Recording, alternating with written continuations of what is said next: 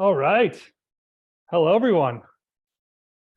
We got some people filtered in. Thanks for everyone for joining us. We had a lot of interest and we had a lot of signups. People are still coming in. So I'm going to introduce myself, Simon, and Greg in a minute. But as we're getting on here, I just want to go over a couple of housekeeping things as people are filtering in. Greg, Simon, and I, we want this to be really engaging. And that really starts with chat. So I just want to mention, if you have questions during this or insights, throw them into chat. I'm going to be monitoring. If you see me looking over here, I've got another screen set up with chat. Also, use Zoom's feature to raise your hand. If you want to come on, put your camera on, say something to Simon and Greg. Just raise your hand in Zoom, and we'll find a place to put you on. And we would love to have as many people turn their cameras on as possible. I can see people are already doing that. So thanks for that, and feel free to turn your camera on. So I wanted to introduce our two speakers today. So tonight we're joined by my mentor and Simon's mentor, Greg. Greg, I don't know if you could just wave and maybe give a quick introduction. Yeah, so I am Greg Dickerson. I'm a serial entrepreneur, real estate developer, and investor. I started my entrepreneurial journey in 1997. Started my first company from scratch. I did not go to college. I went in the Navy right out of high school. And in 1997, I started a little remodeling handyman company with nothing. My first year, we did about $250,000 in revenues. I built that into a $30 million company in 7 years. Built and scaled 12 other companies along the way, and exited all those, reinvested all the profits in real estate, ended up doing about $250 million worth of real estate deals using my own funds, just my own deals, and then hundreds of millions with partners and other companies along the way. And now I coach and mentor people all over the country and around the world, teach them how to scale their businesses, do big real estate deals, get into real estate development, and things like that. So that's me in a nutshell. And I was thinking about, Greg, I listen to all your content on YouTube. I binge it on the way to work on Spotify, or when I get home on YouTube. So I know your story quite well. But the thing that I wanted to mention to everyone is Greg, one of the things he's really good at is making complex simple. So that's one thing I wanted to mention. I think that makes him a really good coach is, you're taking on these scary things like we're talking about tonight, investing in turbulent times, and he just makes it so simple and black and white. So it's something he's really good at. Also joined by Simon. Simon, you want to just wave and introduce yourself quickly? Sure. My name is Simon Balin. I actually went to school and became an endodontist, root canal specialist, and started a development company along the way. So I was building dental, medical, veterinary offices for our colleagues, and decided to take it to the next step and develop real estate. So multifamily is kind of what I'm after these days, and to make that transition from building dental offices and medical offices to actually buying a piece of land, entitling that land, and turning it into units that can be rented out. I felt it was great to find a mentor, and that's how Greg and I met up. And then Pete, you and I met through Greg's mastermind.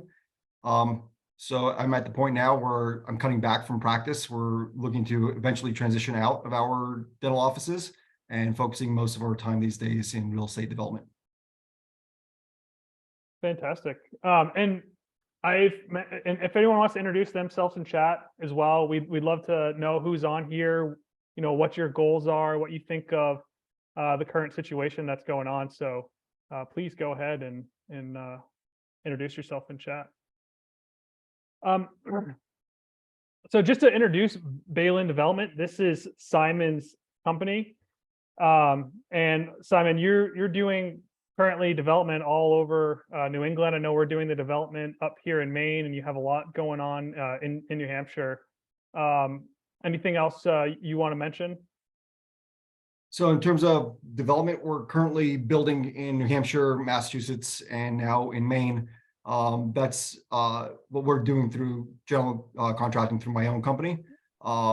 Eventually, we'll move to other states where we'll hire GCs to oversee some of the actual construction. But multifamily is what I'm doing these days, and we have a 31 unit project in Maine, a 55 unit in New Hampshire, a 240 unit in New Hampshire. So several larger projects, and we're looking to pick that up, hopefully on a pace of about 1,000 doors a year. And I'm currently helping Simon find some new opportunities in Maine, New Hampshire. So yeah, there's a lot of exciting stuff going on. So I see we think most of the people have filtered in. So Greg, I wanted to throw this to you because I don't know if anyone follows Greg, his YouTube channel, he gives a pretty good update. Greg, is it every day you're giving an update on the markets? Pretty much every day, yeah. Global macro economic outlook on the markets, specifically stocks, crypto, real estate, and just a macro perspective of what's going on around the world with central banks and the Fed. So with that, can you bring us up to speed on what's your thoughts on what we're currently facing here in the market, and then maybe build us up to what that means opportunity wise for those of us who want to invest? Yeah. So, we are in a super bubble. So we've been in a super bubble in all assets, real estate, stocks, crypto, automobiles. I mean, everything has been record high valuations, record high prices, all because of the interest rate policy from the Fed and the liquidity that's been pumped into the economy over the last few years, several $1 trillion. So, it's all about economic cycles and business cycles.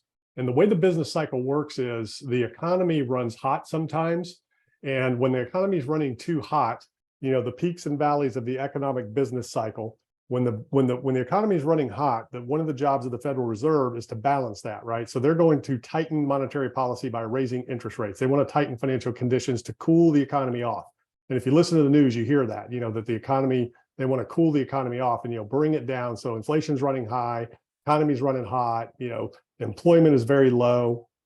It's putting pressure on the average income earners out there. And everybody on this, broadcast tonight can, everything you look at, prices are just through the roof. And so that's just when the economy is running hot. So the Fed has to bring that down and kind of balance that out and try to catch that middle ground. But often what happens is the economy will, they'll go too far and, they get it wrong and the economy dips into a recession where we're down at the bottom of that business cycle. So we have our peaks and our valleys. And the economy starts to slow, which is the point. They want to slow the economy to bring inflation down, but sometimes it goes a little too far. The economy slows too much, and then they have to turn around and stimulate the economy to stimulate growth. And they do that by cutting interest rates, which encourages borrowing, encourages risk taking, and things like that. So with the peaks and the valleys, so we're at the peak here, that's risk off. You're in the valley, that's risk on. And one of the most important things to know, in other words, capital looking for yield will go into risk assets, and people will take more risk in economic expansion. And when you get into economic contraction towards the valley, then it's risk off and you want to take less risk. And it's more expensive to take risk and it's more punitive if you catch the downside. So the biggest thing that you really want to know and understand is where the peak is. That's the most important thing. In any market, any asset, you always want to know where the top is. The bottom is not so important as long as you understand the top. And if you go back and look at the bubbles that we've seen over the last few years, we had a peak at 2000, 2001, at least in my investing history. Prior to that, I was a kid. I'm only 55. So the dot-com bubble was the first experience that I had with peaks and valleys. Market blew off, went into a recession, took 12, 14 years for it to come back. Then we had a big, peak run up and everything, 08, 09. And then we went off a cliff again, took about 10, 11, 12 years to come back and, for markets and, for the economy to be stable. And there were little, dips and valleys in that whole cycle, but those were your big economic cycles, 12 to 14 years. It's kind of how these things run. So here we are again.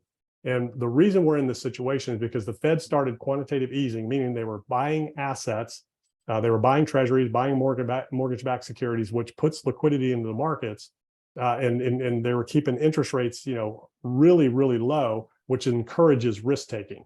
And when capital is looking for yield, if they can't get a good yield in treasuries and they can't get a good yield in banks or things like that, or annuitized income, they have to go to risk assets. So that's what drives the markets. That's what drives real estate. And real estate valuations in specific are based on two things: the availability of credit and the cost of that credit. And in 2008 and 9, both of those dried up. Rates went up, credit dried up, and that's why the real estate market tanked. So that's the business cycle in a nutshell. And where we are right now is we're at the peak. and we're rounding over the cliff. So this is the equivalent of about probably 2008 going into 2009. And the big question is, are we going to go into a recession? How deep is that recession going to be? How long is it going to last? And what's it going to do to credit markets with what the Fed's been doing with interest rates and the pressure that the banks are under? And we don't know the answers to those questions because it all hinges on inflation. And we all know, everybody watching this, almost nothing has come down. Everything still seems to be up. Gas fluctuates a little bit. Automobiles were down a little bit. Now they're back up. Then they were down a little bit. I think, the automobile industry is kind of rolling over now just because of the credit markets that's drying up in automobile finance and people defaulting at record levels on automobiles.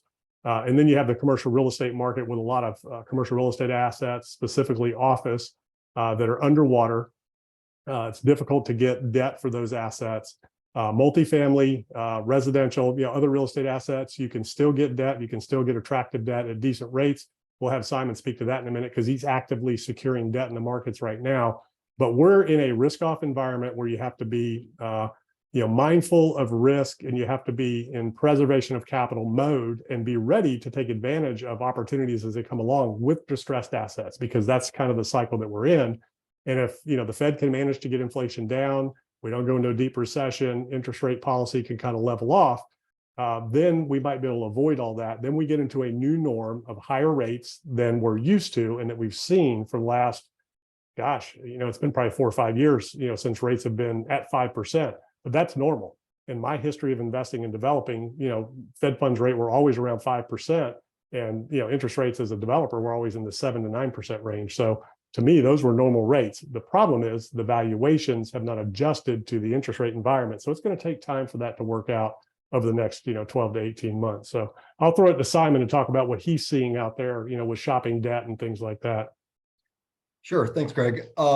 So we are actively seeking debt for our upcoming developments. For example, Pete and I are working on a 31 unit in Maine, which is not in the backyard that I typically build. So the lenders that I typically use, it wasn't where they want to lend.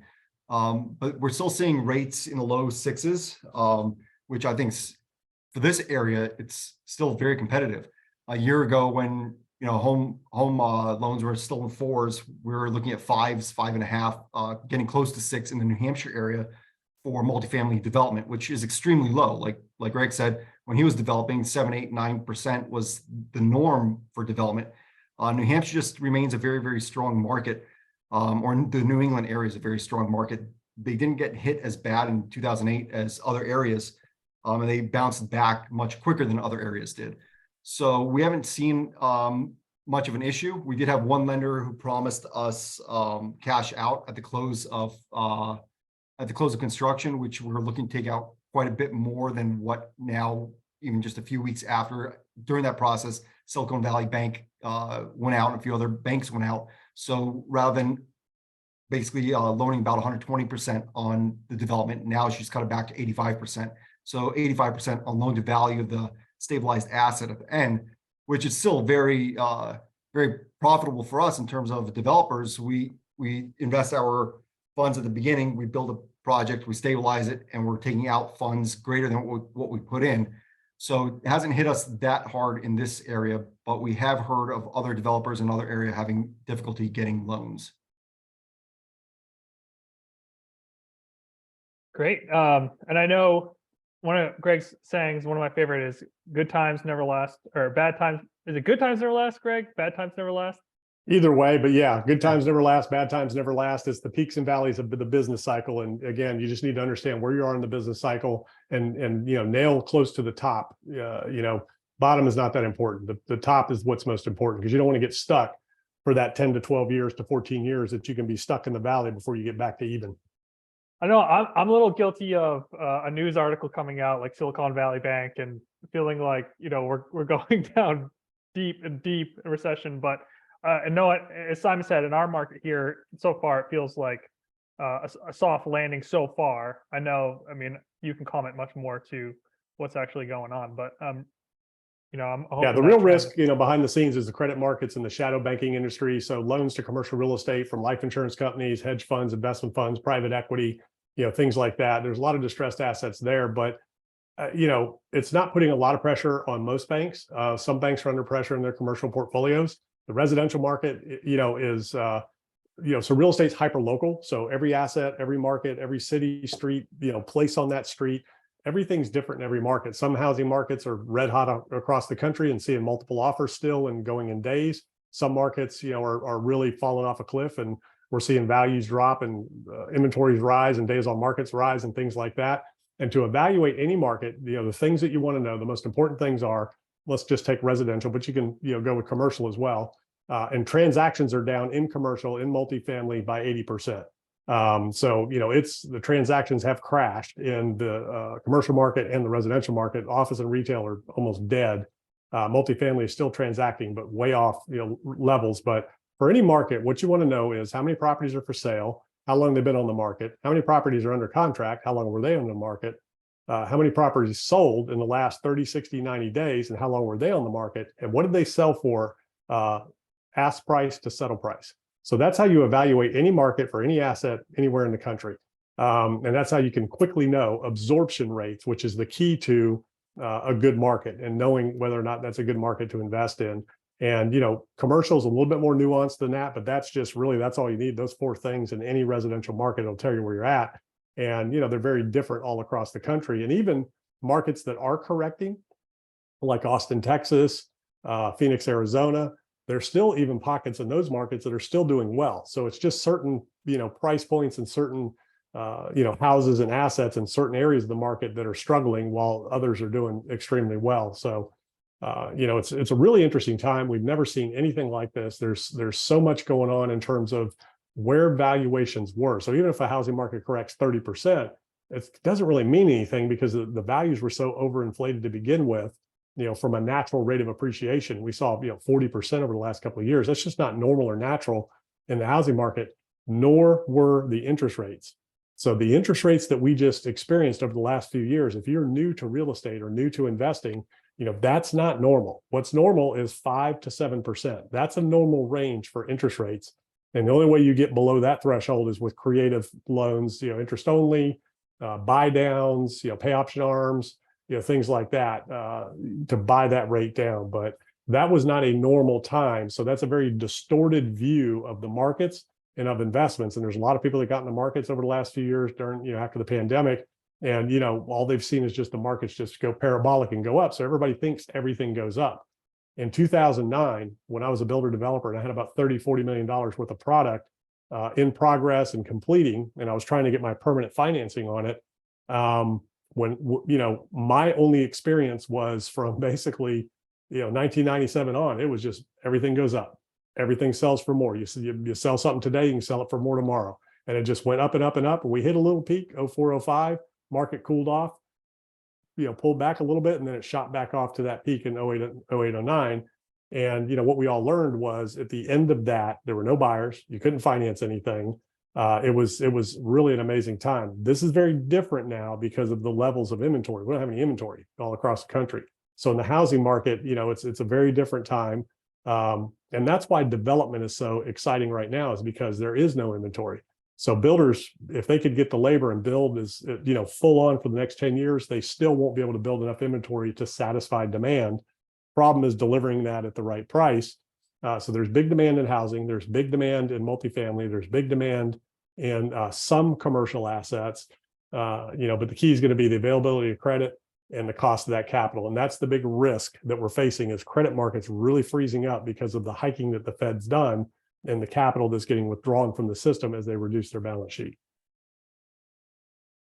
And Greg, that's kind of brings us to a point that you basically mentor most of us on, is make sure you have your permanent financing in place at the onset of the project.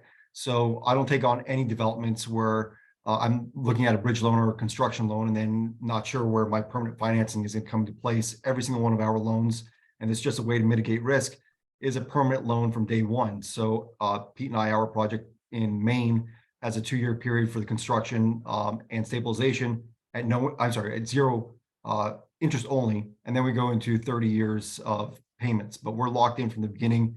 We're not looking for a bridge loan and then looking to convert afterwards. So it minimizes our risk in terms of developing today.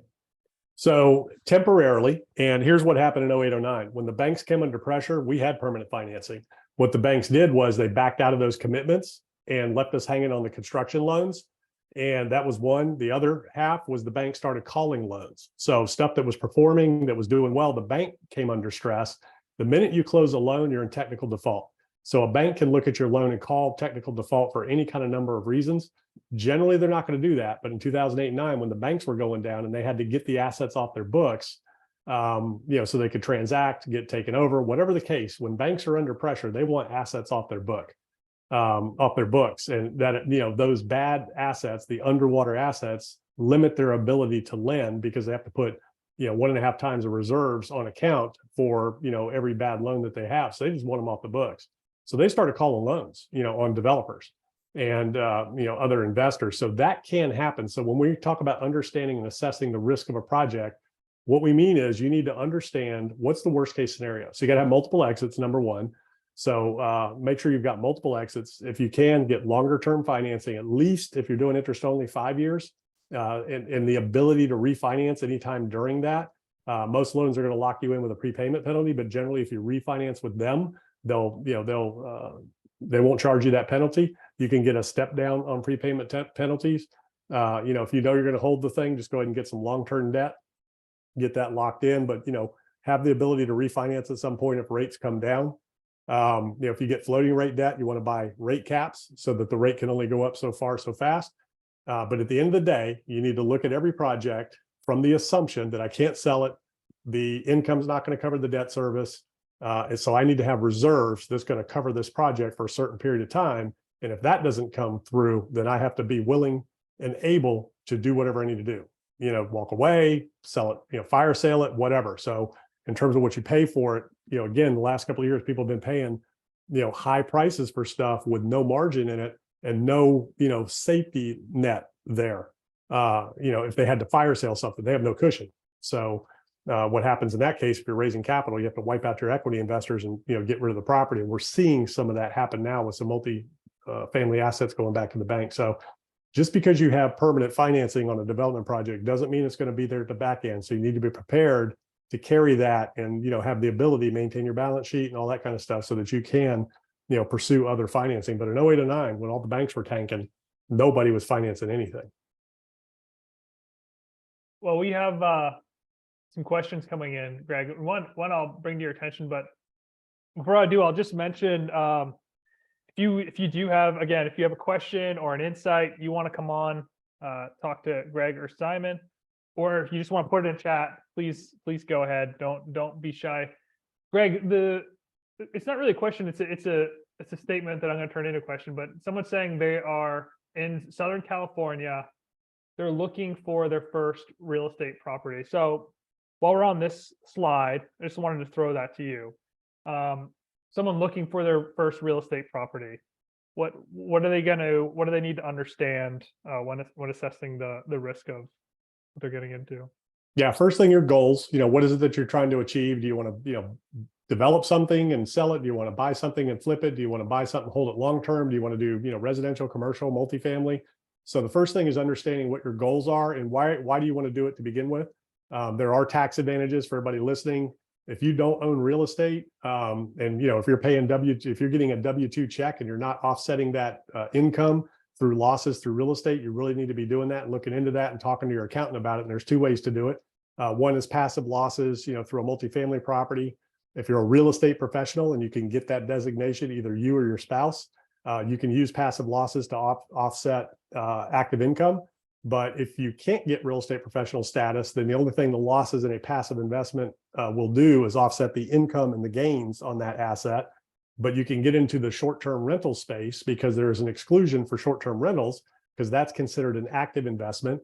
As long as you're actively managing, meaning like, doing the bookings, you don't have to do the cleaning or anything like that, but doing the bookings and that kind of thing, and you can show that you're actively managing, then you can do you can do accelerated depreciation, cost segregation, which they take the, furniture, fixtures, equipment, the furniture, flooring, all that kind of stuff, the personal property, and they depreciate that in addition to the structure, not the land. And then they can use that loss of an accelerated depreciation to offset your W-2 income with short-term rentals without having to be a real estate professional, because that's an active investment like a business loss. that offsets ordinary income. So those are things to look at with your accountant and talk to. But really, it goes back to your goals. Why do you want to invest in real estate? What are you trying to achieve? And then reverse engineer it. If it's an income replacement strategy, then say, okay, if I make $500,000 a year, then I need to look at assets that are going to replace that income and focus on that. And you want to focus on buying the most net income you can for the dollar you invest. And then, think about, do you want to do your own deals? Do you want to partner? Do you want to raise capital and do bigger deals? And then understand, those things. But it all starts with understanding your goals, what it is you're trying to do, where you want to start from a level of comfort, geography, what your balance sheet looks like and your financial resources, what your level of education understanding is. And then if you don't have those things, go fill in those gaps with, education, with resources, with, coaching and mentoring and whatever you need to do to get the deal done, partners, all that kind of stuff. That's what I did. That's what Simon and Peter are doing. So I saw that person was a pediatric dentist. So my amazing wife, Mona, is on here, and she's a pediatric dentist as well. And that was very important for us and how we actually met Greg. We kind of reverse engineered the lifestyle that we wanted. We know what our income was, with myself being an endodontist, my wife being a pediatric dentist, and just reverse engineer. We didn't want retirement, our lifestyle to go down in any sense. So we kind of just knew what we needed in terms of income and reverse engineered that to how many units we would have to have multifamily. We're going to far exceed that number, but we know what that number is. And for us, that was part of the goal. And also just providing housing for people who need housing. And it's also, for us, it was something, I grew up around my father's construction company. It was always nice to drive down the street and you could point to different hotels or homes or communities or apartment buildings that he built, and he would say, we did that one 84, we did that one 89. And it was exciting to see something more than just your root canal on an x-ray. So that was kind of our why for getting into real estate development. Yeah, we certainly need housing. I think, Simon, in New Hampshire, is it 20,000? Is that the number, or was it even higher that we need? So it's 30,000 units currently short. That article came out last week. So they're 30,000 housing units short. But the rate at which we're building by 2030, we're going to be over 65,000 units short. So a lot of what's going on with interest rates is scaring some of the local builders. So they're pulling back. And this area, it wasn't as hot as different areas like your Phoenix and Nevada markets that overbuilt during 2008. So they never overbuilt here to begin with in 2008. And a lot of the builders pulled back quite a bit, and we're just not at the speed to provide the housing that's needed. So the shortage is, it's actually insane. We've been able to get millions of dollars in grants from workforce housing type projects because of that. They're just trying to throw as much money at the problem as they can, just for us to build quicker and quicker. And as much money as the government's throwing at the problem, nobody's building them fast enough. So I just Googled an article while you were talking, and it's, the latest reports out from economists and analysts are the U.S. housing market is short 6.5 million homes. That's just homes. So they might have some multifamily mixed in there, but I think they're just talking about basically single family homes at that point. 6.5 million. Crazy. So we're building multifamily, but if we were looking to build, I do have one project where we do have some single family. It's just that was what worked better with the homes there, but I'm more in the long-term build to hold model. So the housing shortage here is just absolutely insane at this point. And last year there were 912,000 single family homes built. So you're talking about right there, those numbers are 6 years. That doesn't include multifamily and commercial. That's where they get that that 10 years, that if we could deliver all the units that need to be delivered right now to kind of balance the market out, it would take 10 years. And you can't get the labor or the materials or the resources right now to do that many. You're right on it. Well, with that in mind, we can talk a little bit what projects work. And I have to actually mention, Greg was just mentioning tax advantages of real estate, and I didn't realize we were doing this on tax day. I have to to go to the IRS and make a payment after this. But I also want to mention I'm closing on a sale of a property tomorrow, and I'm under contract on a 5-year addition, what I'm doing with Simon. But Greg, start us off here. You know, what you mentioned a little bit about multifamily working really well right now, but what types of projects work for development or investing? Because I know we have some investors on too during. Yeah, so let's talk about the best time. types of assets, because these are the times when you can do really well and you can make really good moves, because there's going to be some distressed assets where you can jump in. I've got some clients that I'm coaching that jumped in right after 2011, right at the 2009 was dark. 2010 was terrible. The market just started to come back a little bit in 2011. They jumped in 2011. She was a doctor. He was a realtor. They still are a husband and wife realtor team. They're in Minnesota, their market. They started in 2011 with one house. Then they, just kind of same thing. They wanted to retire, replace their income. They didn't want to, work forever. So they started with one house. And then they, now here we are in 2023. They have 250 million in assets under management. They own, 100, I don't know, 50 or 100 single families. They've got, I think at this point, it's 2,500 doors total, or something like that. I can't remember what it is, but they have a lot of units. They have their own management company, but they started after the biggest housing decline in the history of this country, and jumped right in feet first. They've been going ever since, starting with single family, did some duplexes, quads, and got into the small multifamily. Now they're developing townhouse communities and apartment buildings, and started buying bigger apartment buildings and raising capital to do it. And I think they retired themselves after the first 3 years they jumped in. So housing is number one. As we saw during the pandemic, everybody needs a roof over their head. That's the one asset that is going to always be needed and remain strong. And there's a huge demand and need for it right now, whether you're building, for rent, single family, townhouse development, whatever it is. Rental units are needed. Single family for sale units are needed. Multifamily units are needed. Condos are needed. There's a lot of markets where, developers are doing really well with condos.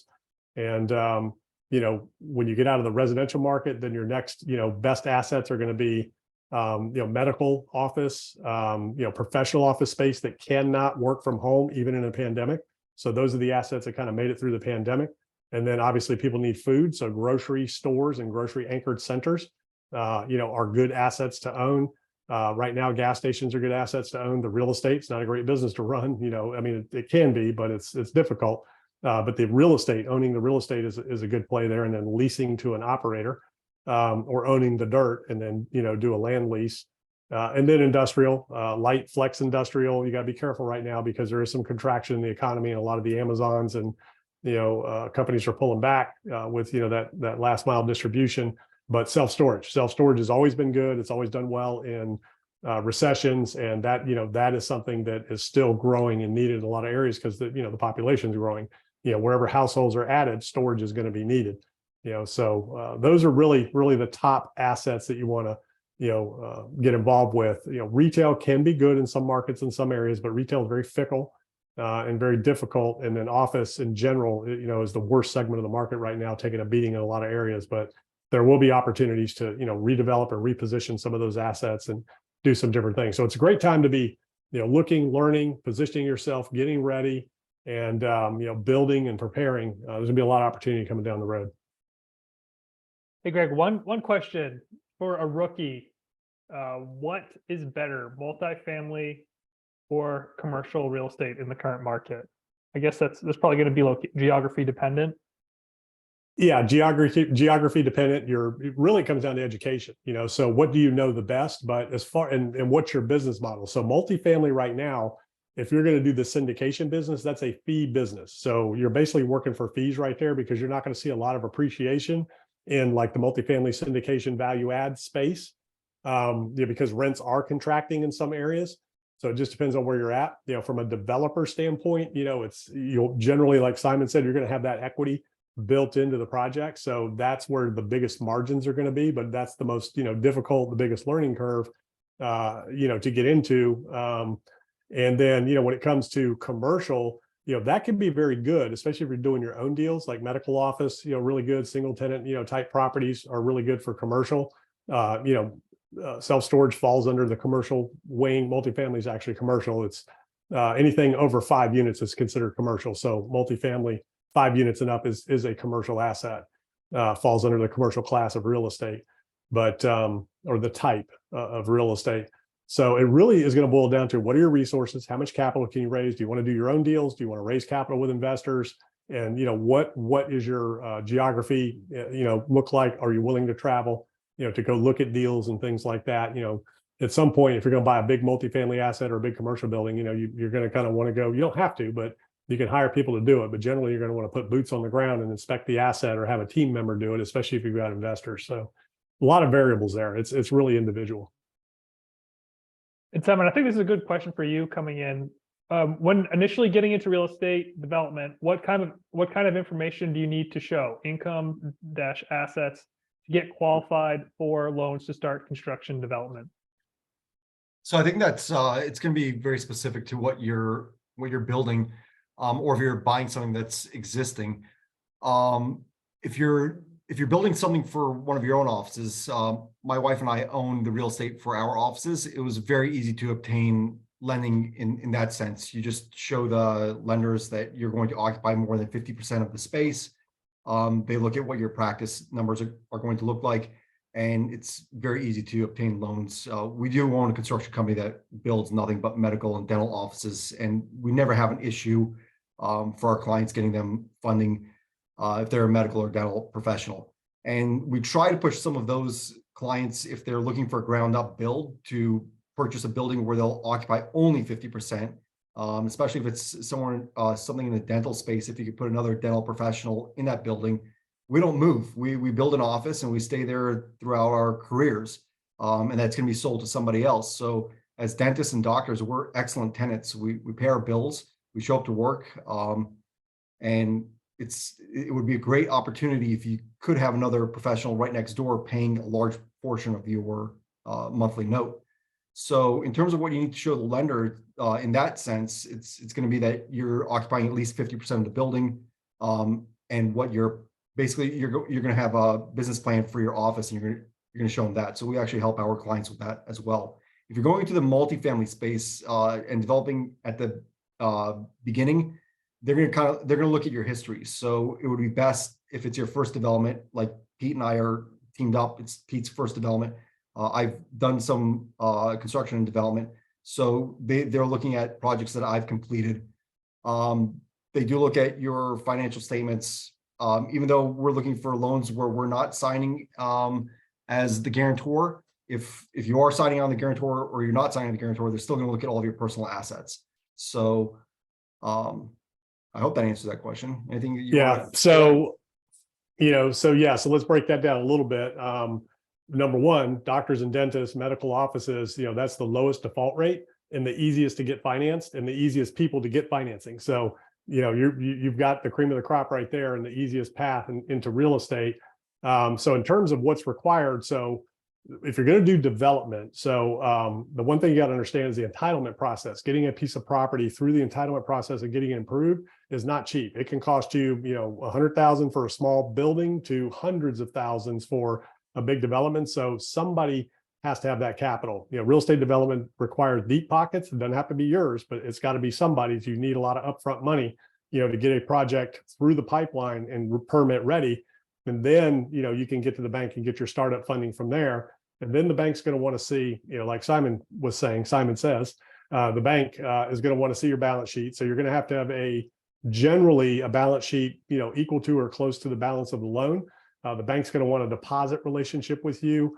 Generally, so the banks that you're banking with, a lot of times will be good candidates because you're already doing business with them.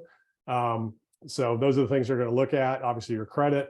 They're going to look at your experience. If you don't have experience, you have to have an experienced team, and then you can bring somebody on as a key principal in your deal that has that experience, to help you qualify. But if it's your own building, they might let you get away with that. But if you're doing something else, then they probably won't. And then the last thing in terms of loan guarantees. So you have to guarantee the loan. You guarantee every loan. You're going to sign on that loan as a guarantor. The difference is whether it's recourse or non-recourse. So that's the difference. So it still requires a loan guarantor. Okay. And that's, if you don't have the balance sheet for it, you get what's called a key principal, and they come sign the loan for you. But it's either recourse or non-recourse. It's not, no guarantee or guarantee. You're going to sign on that loan, you're going to guarantee it, but it's going to be non-recourse. So that means the only recourse they have in default is they take the property back. And then they have what's called bad boy carve outs. And as long as there's no bad boy carve outs, they just sell the real estate, they write off the deficiency, and they don't come after you. But if you personally guarantee it, then they're going to come in and they're going to, go after you for any deficiency in the event of a default and pursue you for that difference. And then, you can have a corporate guarantee instead of a personal guarantee. Then the corporation is what's liable, and you can put the assets up and all that. And, you risk losing the FF&E, in the building or whatever if you do that. So that's what it requires in terms of getting financing, getting started. And, so you got to have some capital to get going, but it doesn't have to be yours. And That's somebody great. mentioned private versus national lenders. So for development, everything that we're doing right now is local smaller banks. And as Greg mentioned, it's because we have a relationship with them with funds that are on deposit. For dental offices, I've done it both ways. We've used local banks and we've used national banks. I don't see on that end, it doesn't make much of a difference. I built several dental offices. It doesn't matter to me whether I'm working with a local bank or national bank. Yeah, so private lenders are different. So if you say in private lender versus a national or regional or bank or whatever, so a private lender is going to be an individual, or it's going to be a company that raises money from individuals and then loans their money out as private lenders. And that can be a very good source, but it's going to be expensive because they're just taking money from investors and they have to mark that up. So they have to give the investors a return and they need to mark that up so they get a return, and they're going to add points to that so they can make fees. So there's hard money, there's private money. Hard money is different where there's going to be bigger points up front, there's going to be bigger interest rate, and those are good for short-term loans.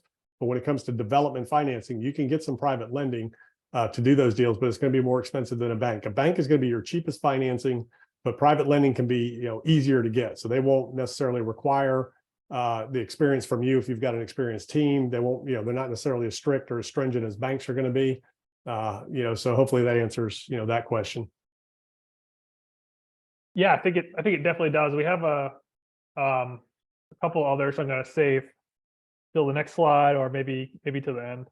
I did want to mention, if anyone, as we go on to the next slides, if you want to jump on, introduce yourself and ask Greg and Simon any questions, we'd love to have that as well. But Greg, so I think we have 2 more slides, and these 2 last ones you made sure I put them on here. So take us through this one. Should you even do the project? What goes through your mind on this one?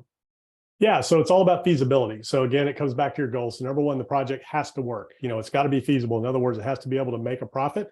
And when you're navigating the business cycles and mitigating risk, you want to make sure that when you're in a accelerating market, you can take a little bit more risk, you can be a little bit more aggressive, and you can lead the market up. So if you sold something for X amount today, you can sell it for more tomorrow when you're in a rapidly growing, accelerating market. If you're renting something for so much today, you can rent it for a little bit more tomorrow.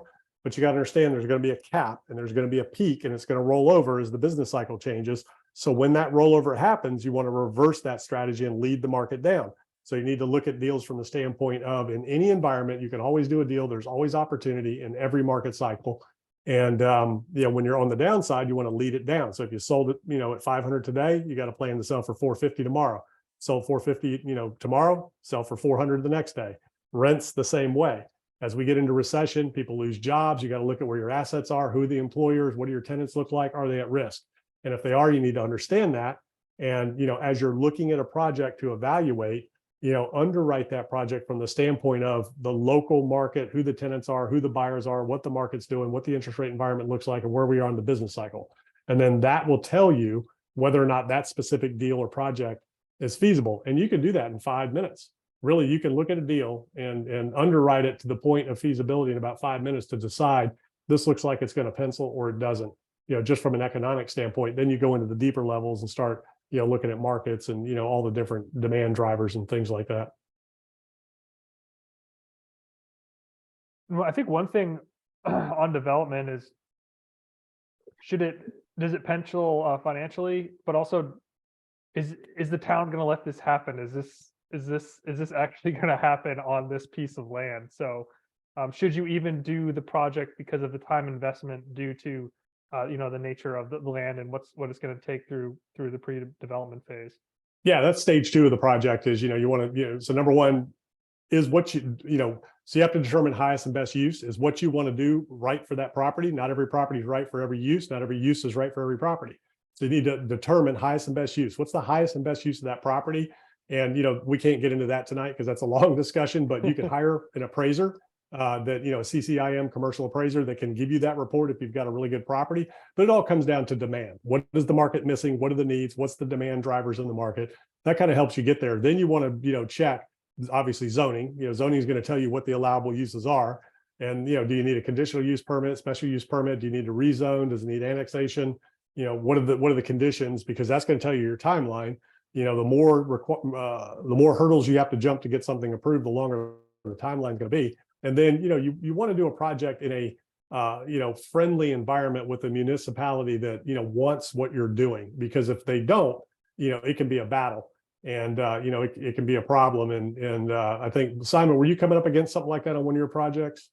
We had a historic cabin that the town didn't want taken down, and the previous developer fought them for 8 years, and then Mona and I fought them for a year, and finally Mona stood up at one of the zoning meetings and got it taken care of. So I'm sometimes a little bit too nice. She wasn't very nice with the last person who was opposing it. We finally got it signed off. That was a few months ago. But even Pete and I just went through that on another project. We actually had a P&S on. It would have been a great 100-unit project. The only issue was the access road required us purchasing one of the 2 homes, either to left or the right of the current access road, because it was going under some power lines. And other people have tried to develop that. And nobody wants it developed in that town or in that specific neighborhood of that town. So it was a no-go. It just, even though the numbers, everything penciled out, would have been an excellent development, would have had great returns, but if you can't access the property and the 2 neighbors just don't want the development there, just time to move on. Yeah. So should you do the project in, difficult economic times, uncertain times? Absolutely. If it meets your requirements, if it returns on the investment you're looking for, services the debt, you have multiple exit strategies, and you can carry it through, an economic downturn. Absolutely. Don't wait if you can get it going and it's, meet your goals and satisfies what you're after. Question from a new member of the dental developer group, Jenna. She asks, would you advise purchasing out of state? And which states have you found to be best to look at for commercial or residential properties? Yeah. So, the best markets in the country are the Southeast markets, your Texas, Florida, South Carolina, North Carolina, Arizona, Nevada, those markets are doing pretty good still, some pockets, but, it really depends on what you're looking at. So the last thing you want to do is go, like, there's these turnkey, rental property companies where you can buy like cheap houses in Indiana, for 100 grand, 50 grand, whatever. And it's turnkey and they got a tenant and all that. Those are a nightmare. Don't buy cheap houses out of state. Those are very difficult unless you have a really good company that they've been in business for a long time. They've got great references, and that's what they do. But people get burnt all the time, buying cheap out of state rentals. Now, vacation rentals are great. Short-term rentals, buying those out of state in resort markets. The short-term rental market is correcting because during the pandemic, you could put an Airbnb anywhere and it booked. Literally, you could stick one in your backyard and people would come stay there. But now, people are traveling abroad again. So the world is open. So people are traveling globally now. So the Airbnb market has taken a big hit. So these houses that weren't in great, tourist destinations where there's attractions and, things that people are going to want to go do and see, those properties are suffering. So you can buy those in good markets, beach areas, resort areas, mountain areas. You want to look where you can get the most income year round, so that Florida market's really good for those. If it's commercial, it just depends on what type of asset it is. Those are the commercial and multifamily and vacation rentals are the easiest assets to own out of state. And, if you have a market that you want to buy like single family rentals, like a Charlotte, North Carolina, or Raleigh, North Carolina, down in markets in Florida, buy nicer assets that are going to bring in a little bit higher paying tenant because you have less trouble with those generally. And, it's easier to get management companies and things like that. When you have those cheap rentals, there's just a lot of trouble that can happen with those. So those are the kinds of things that you want to look at. And Greg, this next question brings up something that I failed to mention. You work with a lot of dental professionals, not just on real estate development, like you worked with Simon, or real estate investing, but you also help with their practices and growing their practices as well. Yeah, Because helping them scale their business. And, a lot of what I find is doctors and dentists, it's the leadership management component of scaling your business. So that's what I really help a lot of people with, is putting their business systems in place, their, leadership systems, how to get the most out of their people, and, things like that. And yeah, I work with people all over the country doing all kinds of things. And that's a, as people grow their teams and scale, that's a big, topic of conversation, especially right now with, such a tight labor market and such a difficult employee out there. How do you manage, how do you lead, delegate, motivate? How do you become a real estate developer? How do you become a real estate investor? How do you become that entrepreneur that, inspires results out of your team without your being there? The true mark of a great leader is how well your organization does without you there. It should do better without you than it does with you. So if you find yourself just stuck in the day-to-day and you can't get away, you've got some issues there that you have to deal with. So that's a big thing that, I help a lot of people with. the question that sparked that is someone's asking, how do they join the Greg Dickerson Mastermind? Yeah. So my website, you can go to my website and check all that out. I've got some real estate courses there, and coaching program is on there as well. And yeah, I've got a lot of medical and dental professionals. I've got professional athletes, builders, investors. I have people, all around the world. I've got a young man in United Arab Emirates, and he's got 7 different companies. And that's what I'm helping him with, is, his leadership and finding the right people, getting a CEO, COO, CFO, and all his different division leaders, and, getting that thing dialed in. So it's, it's a common thing all around the world. So this last one, this was the one that you jumped off and said we definitely need to include this as the one to close out. So what do you need to know so you don't lose all your money? So what are the quick tips here? Yeah. So you need to know what you're doing. So there is no substitute for education, but if you don't have the right education, surround yourself with people that do, like Peter and Simon did. Peter had never done a development. He had an opportunity. He went to Simon and they partnered. And, of course, I'm coaching them and mentor them as well. But, number one, it starts with education. Know what you're doing. Know your craft, know your market, and, know exactly what you're doing. Don't risk more than you can lose. So that's a real big one. A lot of people will just, when the market's doing well and interest rates are low and everything's going, everybody can get caught up in the last few years thinking everything just goes up. Remember the business cycle, peaks and valleys, peaks and valleys. So, you never want to invest more than you can lose. And you want to make sure that you understand the peak of the market cycle, where we're at, understand the cost of that capital, and understand, the worst case scenario and what can go wrong, and be prepared for that to happen.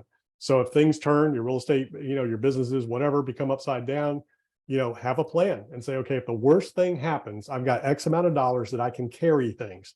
But if that doesn't correct or fix, at some point you got to pull the plug and you got to start selling stuff. You got to start closing stuff and selling stuff. So, you want to make sure that you understand that, good times never last, bad times never last. And, you want to have a plan in place that if things do turn, for the worst, you want to make sure that you don't carry it too far thinking you're going to come out of it. And you don't want to hang on and chase something and keep throwing money at something that's not working, when the best thing to do sometimes is just, shut it down, sell it off, and move on to the next thing. A lot of people will hang on to a real estate deal thinking that, they're going to get a huge price. The market shifts. They miss the market because they didn't identify the top. And then they can't get out of it later, and they hang and hang and hang, and it wipes them out. So cut your losses. If something's not working, get out of it quick, move on to the next thing. You'll make it up on the next deal. But it all goes with education. You have to be a master at your craft. You got to know what you're doing, or you got to surround yourself with people that do. So if you're a great communicator and you know how to raise capital, then go find somebody who's a great operator, that can get the job done. If you're a great operator, but you don't like dealing with the other, go find somebody that can fill in that gap, and you can partner with them. You can hire them. You can joint venture with them. A lot of different ways to do it. That's how I got started. I didn't know how to build a multi-million-dollar house before I did. I hired people that knew how to do it. I put them in the right spot, and I coached them to success. Well, that's fantastic. We have one question, and I'm not sure what this acronym is. Thoughts on a DSO, build and own property business? Are you familiar with that term, Greg? So the dental service organization. Oh, okay. So DSOs are somewhat taking over the dental space. It's larger corporations that own several offices. And in terms of owning the real, so my wife and I kind of were on that path to opening our own small DSO and owning all the real estate. And then at one point selling the offices and keeping the real estate for our retirement, which is kind of still our plan, even with the offices that we do have. A lot of the DSOs right now, when they're acquiring practices, they want nothing to do with the real estate, which is very interesting to me, why they wouldn't want that. But I guess it kind of makes sense if your business is dentistry, why get into the real estate, or vice versa. When these DSOs do come on and purchase your practice, if they're going to purchase yours, and you have a billion-dollar company or several $100 million company now signing on the loan, the value of your asset, your real estate, actually goes up quite a bit because you're no longer an owner occupier. So now the banks evaluate that property a little bit different. So if you're going to start your own DSO and own all your real estate, I think that's a great play, but I would probably sell that real estate. If at some point you're going to combine with another DSO, I would probably sell the real estate a few years after. We're looking at different options of transitioning out at some point. And most of the DSOs are looking for a 10 to 15 year lease when they're purchasing. So I'd probably sell the real estate 2 to 3 years after they're in, because the worst thing that could happen is they take over your practice and they run into the ground. I've seen that happen in a couple of DSO transitions. But the best thing is they stay for the entire 10 years and then they want to move. Hopefully they don't, but you don't want to be stuck at 9 or 10 years looking at what to do with this property at the end. Try to sell it when you still have some upside there. Yeah, and the key is keep them separate. So all your real estate assets, you want to keep those separate in separate LLCs, separate entities. And then, the DSO is a tenant, your practice is the tenant, all that. So keep everything separate so the one doesn't affect the whole. That's another way to not lose your money. Asset protection, and we didn't really talk about that, but if you don't have an asset protection attorney, you really need to get one and make sure that you're structured, in the best possible ways legally. And from a tax standpoint, you should have an accountant that's sophisticated in all these things. You should have a tax attorney, and you should have a estate and asset protection attorney, and have all those protections in place so that you're sheltered and you don't lose your money because of an accident or whatever. And then you keep all your assets separate, so one business has a problem, it doesn't affect the other businesses, all of that. Well, that was fantastic. We are right on schedule, and we kind of just brought the questions in as we went along. If anyone has any final questions they want to throw into chat, now's the time to do so. I just wanted to thank Greg for taking the time to join us today. Make sure to subscribe to Greg's YouTube channel. He posts a lot of great content almost daily. Head over to dickersoninternational.com. You'll have all his courses. He has courses on development, entrepreneurship, real estate investing. And he also has his mastermind program Simon and I are in, and his information on his one-on-one coaching. Also, I just wanted to mention most of us are in the dental developer Facebook group. If you're not, join. And I just wanted to kind of plug out there. Let's all engage, and if you have questions, make sure to ask them. If you have wins, share them. If you have failures, share them. We're not gonna make you feel bad. So it's a really great group where we're all have the goal of learning more about real estate development and real estate investment. So the more engagement, the better. We're gonna have a couple events every month. One is Pints and Properties. That's our virtual happy hour. So that will be coming up in May, and then we'll be having another webinar as well. So Simon and Greg, I just wanted to thank you both for doing this. Thanks for having me, and enjoyed the time. Good questions, and get out there, join that group. And the whole point of this and purpose of this is for you guys to connect with each other, help each other out, fill in those gaps like I talked about, to come together so you can do bigger deals, more deals, get your own deals going, whatever. There's a lot of people in that group that are doing deals that can support you and help you along the way. So this is a great time. A lot of opportunities out there. Get that education, get out there, start looking at deals, making offers, and taking stuff down. And Greg is actually very active in the group, which is great. So I mean, if you post something, you might get even an answer from Greg. So thanks for doing that Greg. And Simon, thanks for taking the time to do this as well. Of course. And Greg, again, thank you so much for joining us. I think we had one question from Serene. If it's your first deal, why would the banks ever lend to you?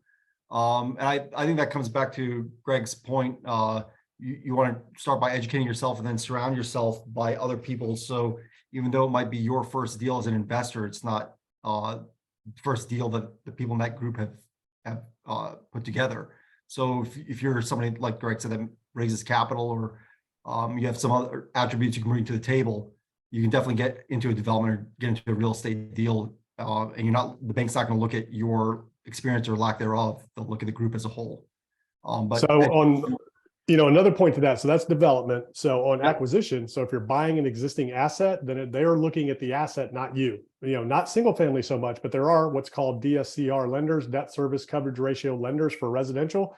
But on commercial, they're looking at the asset and the income the asset produces. And lenders that lend on short-term rentals, the same thing. So they're going to qualify you on the asset. Now you still have to have good credit. You still got to have some, financial resources and things like that. But if you're a doctor, dentist, you're making, 300, 500,000 a year, whatever, you're going to qualify and they want to lend you money. So the answer to your question is you're a good client.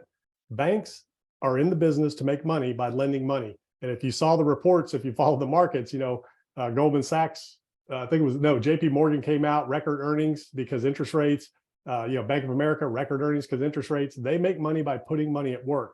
They're looking for good borrowers. So they want you, they want to lend you money. So that's a big fallacy that a lot of people have. A lot of people think the banks are an enemy or whatever. No, the banks are looking for you.